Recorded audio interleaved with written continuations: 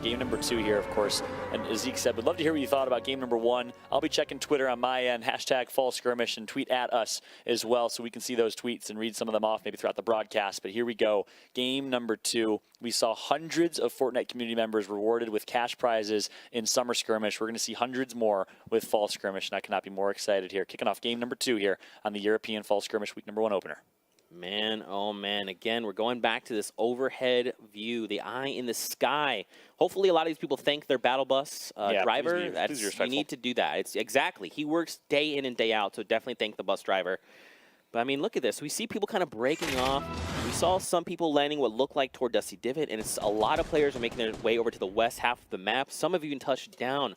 Marijuana and Inclined here at Lucky landing. It looks like there is only one other team here. Wow. So actually it was Severin that went down early. We saw him make it to the late game last time around. This time won't be so lucky. They're all going to drop in the multi-flat apartments. Tinny, really excited to see what he can do. Back over to Micah. We saw him last game. I mean, he racked up eliminations like crazy. And as you can see here, he's trying to make his way over to Duncan. He's got one elimination already under his belt. So I'm assuming he's taken down Duncan's teammate. Oh, missed shot. Opportunity there from Duncan. He's going to get tagged up pretty weak here. Micah going to take out Duncan, who, in my opinion there, Zeke, had the advantage in the fight. Goes to show how strong of a player Micah is in that scenario. Still able to come out on top with the support of Roby. That duo continues to perform here in the early game. They love this drop over towards Risky Reels, and I'm loving what I'm seeing out of this Vitality duo. Is what that Tilted Tower duo can do in that area of the map. Meanwhile, you see other areas of the map here. It can be Roby and Micah picking up some resources as early as possible here before they're gearing up for a rotation over towards Tomato Temple. But keep in mind, they're in the circle in a big fight over towards Dusty Divot. Looks like it's going to be City Driver that does have high ground. He's editing low now, but a big fight's about to ensue. He's fighting the likes of Carnifex and Ukes. Ukes, I mean, this guy is a Summer Skirmish all-star. We saw him all Summer Skirmish long. You'll love to see him. He always rocks the same skin with the wings. And now he's trying to take him down. Oh, but in a 2v1 situation, Ghost Isa drops super low. He almost managed to down Isa in the process. Man, oh man. And again, this is not too far away from the Vitality team we saw. I mean, things are heating up here. Yep, that's for sure. Moving our way over to ONF Evil. He has high ground right now. So he's going to take a nice chunk of fall damage there. So slight misplay, but it's actually Airwalks, the Team Liquid squad. And I think it brings out the best in a lot of players. It also adds a different element to the game where you have bait and switch opportunities. There's a variety of teamwork that's added. So I love the addition of duos here in fall Skirmish. And look at this. Nothing but stink bombs for Airwalks. He's get damaged up quite significantly. Grenades. He's already looked like he's dropped a little bit, just a quarter of his health, which isn't too bad, all things considered. But now he's in a situation. He's in a 1v2. And look at this. A really great stink bomb there. But now he's in the face of High Styled. And High Style says, not today, Airwalks. I'm going to shut you down, my friend. Yeah, and I like how he played that. I think it was the member of Solary there that was expecting him to drop, but he actually had a nice clean edit that allowed him to get a nice surprising elimination there. So well played right there. And it looks like now a big fight going down. It's going to be the Vic in a fight against Marcod in this one. I mean, again, we've seen both of these players compete during Summer Skirmish series, and now they are facing off. And look, someone else joins the fray. Someone else was trying to vulture these eliminations. It's Gabby TV. Now, look, Vic's trying to close in. He's trying to secure this to make sure he can get the points for it. There you go. Him and his teammate. There you go. So they now have an additional. He has 3 eliminations under his belt. If his teammate has even just 1, they've got a point on the board. This is crazy. And again, don't forget with this spectator client, taking a look at the top right of the minimap, we give you more information. So now you can take a look at all the little triangles. Those are other teams.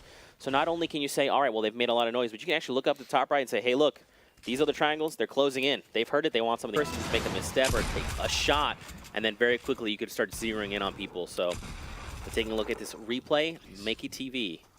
Now, do you think the meta has shifted a little since we've moved? We vaulted the drum gun, and then, like you're saying, we introduced the double barrel, and there is on top of that different types of double barrels. We also have seen changes to the SMGs. We saw now they don't have first shot accuracy. We've seen a reduction in clip size. Do you think that that's shifted the meta a little bit? Do you think we're seeing people come back to the shotgun, or you think there's kind of like still some? There's still diversity. It's like some people still opt to go close range with the shotgun, some people like to go mid-range with SMGs. What do you think? Yeah, it's added diversity. I think you're exactly right. Whereas everyone was kind of forced to play the SMG spam meta previously, especially with the drum gun in existence, now you get to choose. If you want to use the shotgun, it's in a much better spot. Of course, the double barrel very, very strong in that conversation, but it does add variety, and it does add a nice little mixture to the bunch. I think, oh, look at this. Nice port of Fortress. That's a Fortress, baby. It is. And as you saw, he immediately has to disengage because now they own this entire space. They're able to hop up with those tires. And now Mikaro's here on the back foot. Look how damaged. He just has some bandages. Finally, you can take out those bandages and use them. Wise decision here. And a nice, speaking of a fortress within a fortress here. Looks like the old Renaissance days as he's castled up here on top of the fortress and sitting upon his steed is in a pretty good position right now. Meanwhile, the Fnatic duo, Fnatic, of course, very reputable organization over on the European side of esports with a lot of history. These two at Nyx and Jurl have a big responsibility.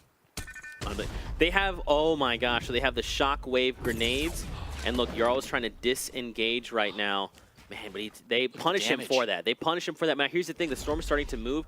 They need to disengage. And now, I mean, the fact that he's dropped them both pretty low means they're going to, if they're not fast, they're going to start taking Storm damage.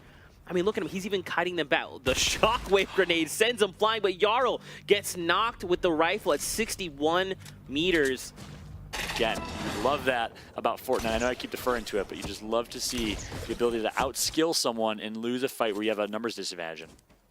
Here's something else. We just watched the grappler, so we saw him, Svenos, use it to get out of the storm, which is good. Something unbelievable is that Svenos has the thermal AR. We've seen Svenos is, I mean, he's just pinpoint accurate. Legend. If you give him this weapon, he's going to put it to work, and he's going to take down eliminations at range. I mean, I'm talking max range. Oh, wow. Jamside falls down and falls to their elimination. I was going to say their death, but I guess they didn't die just yet. Yeah.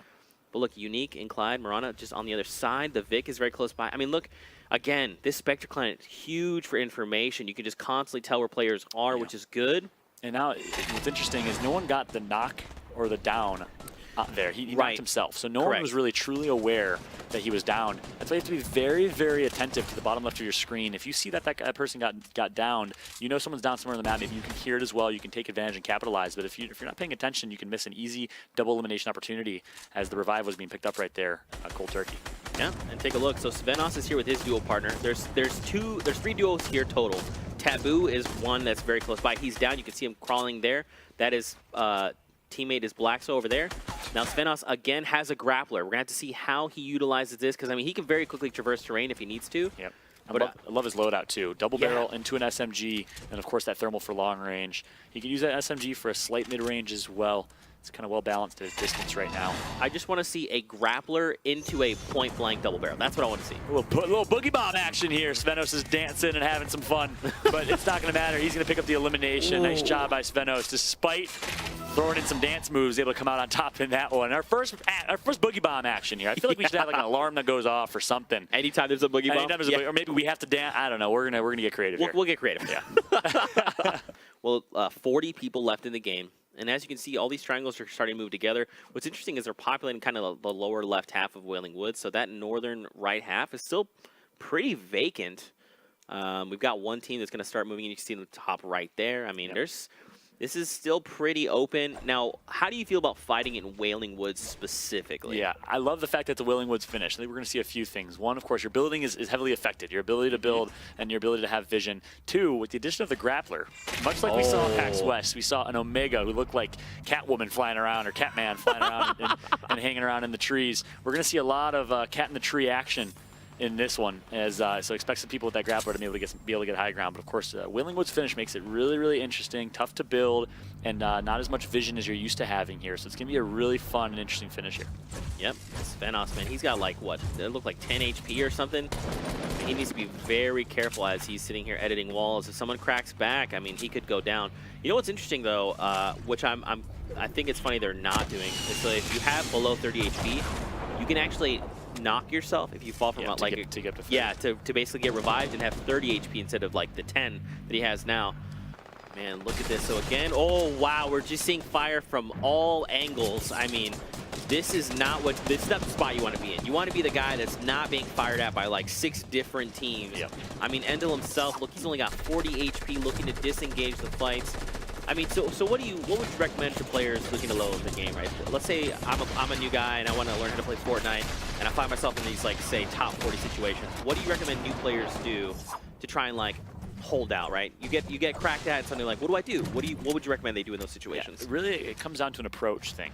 I think you need to play it 150%. It's so easy in a public match it's a public match, I'm just going to fly at them. No, play it like a tournament scenario. Play it real time, feel the pressure, feel the intensity, and play for the win every single time. Play 150% like you're competing yourself for a $10 million Fortnite fall skirmish pool. If you play like a pro, you'll end up getting to that point. It definitely helps you get there. Practice like a pro to try and be a pro.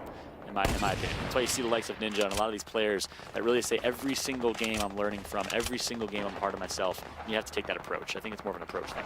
Yeah, I couldn't agree with you more, man. I couldn't have said it better either. I mean, that's exactly the way you want to play it. And I mean, obviously, as people are watching, if you're new to Fortnite, just watch how these players behave, right? They sit there and they reset walls so that they're continuing to reconstruct. You can kind of see through them, the way that they're building, how they edit. These are all things that you should take into account when you're learning to play Fortnite. It's a deep game, man. Yep. It's a rabbit hole. Yeah, it's deep. That's the most beautiful way to put it. I think you put it wonderfully. Deep, so many layers, so much depth to this game, so many play styles, there's so many different ways to play. Don't just look at your favorite player and say, I want to play like him. Adopt your own style of play. That's what's so beautiful about this. Look, I think there's a double revive going on. They're both going to opt for the passive play in this one. 31 alive still, so keep in mind 2 eliminations right now for the OSERV team as they are looking to get themselves a point at least, but you still have to survive at least 10 more eliminations to get top 10. You see the format on the right side. Of course, when you see 20 players left, that means there's likely, you can assume they're just going to run at you, and one of us is going to be eliminated here. But that's a great point. The close range component of that, you can just use a shockwave to basically close the gap. And talk about the importance of carrying mobility now, especially with this new meta and a lot of the new items that were added. It adds an element of mobility in your inventory. You have to play for mobility, and you have to carry mobility, which we didn't really see as much before. So I absolutely love where we're at right now with the Fortnite game meta. Absolutely. Now we see players 21 left alive. The Storm is going to start moving here. And now everyone's just scrambling. Everyone's doing the best they can to get to this new safe zone, taking shots left and right. I believe that's Mitra here just in front of Kazon. And now he's trying to get the high ground. Trying to do everything they can to get these micro advantages fall out. Yeah, and his teammate, keep in mind, does have a rocket launcher to his name. That's huge in the end game. You can disrupt so much cover, especially if it's a gold rocket launcher.